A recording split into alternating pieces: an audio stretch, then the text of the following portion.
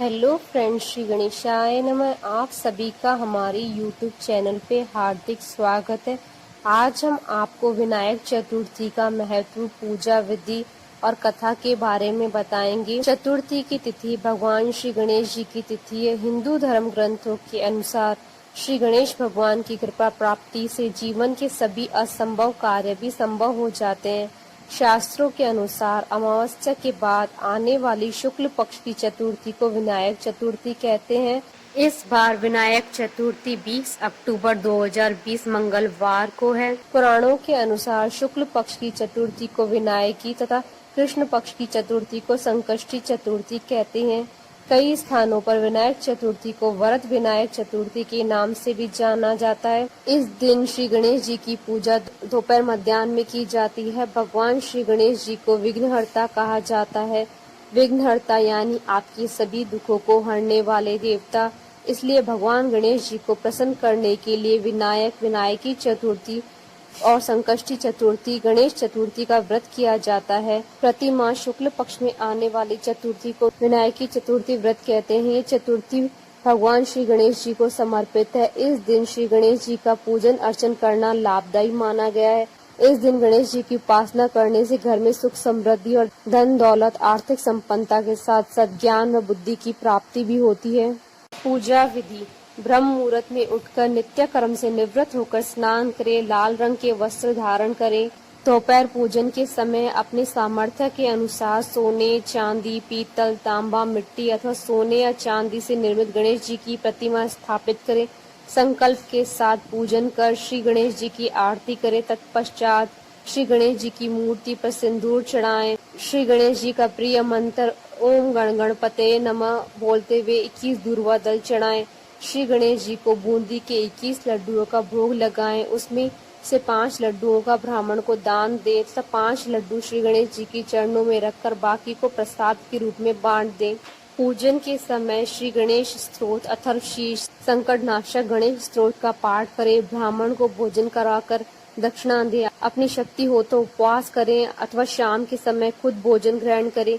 शाम के समय गणेश जी की कथा, श्रद्धा अनुसार गणेश स्तुति, श्री गणेश सहस्त्र नामावली, गणेश चालीसा, गणेश पुराण आदि का पाठ करें। संकट नाशन गणेश स्तोत्र का पाठ करके श्री गणेश जी की आरती करें तथा ओम गणेशाय नमः मंत्र की माला का जाप करें। विनायक चतुर्थी की कथा: श्री गणेश चतुर्थी व्रत की पौराणिक कथा के अनुसार एक बार भगवान शिव तथा माता पार्वती नर्मदा नदी के किनारे बैठे थे।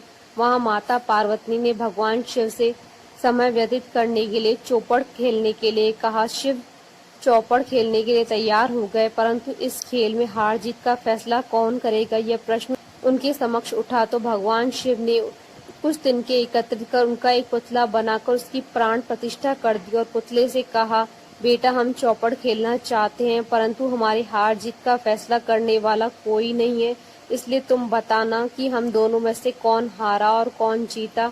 उसके बाद भगवान शिव और माता पार्वती का चौपड़ खेल शुरू हो गया। यह खेल 3 बार खेला गया और संयोग से तीनों बार माता पार्वती की जीत हुई।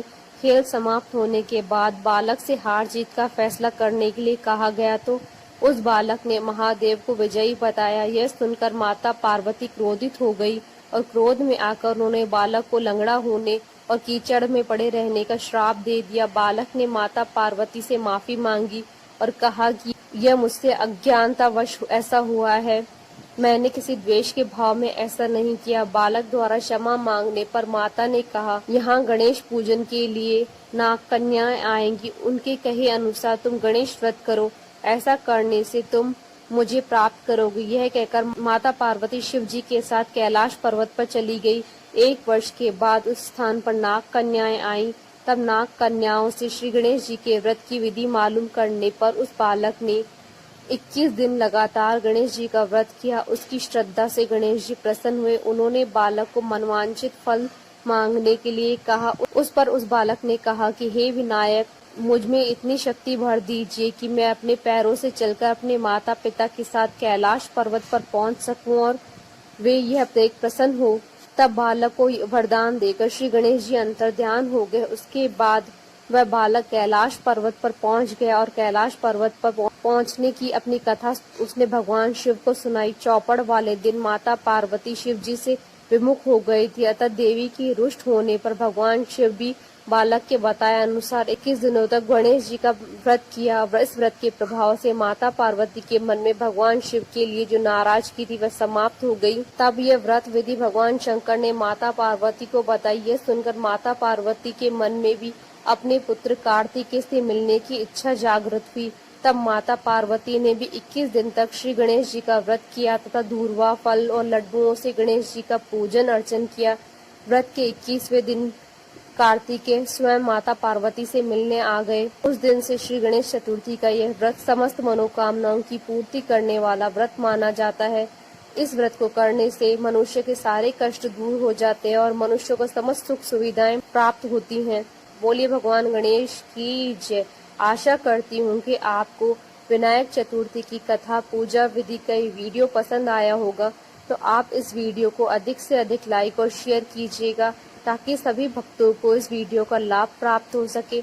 आप हमारे चैनल को सब्सक्राइब जरूर कीजिएगा अगर अब तक नहीं किया है तो। श्री गणेशाय नमः।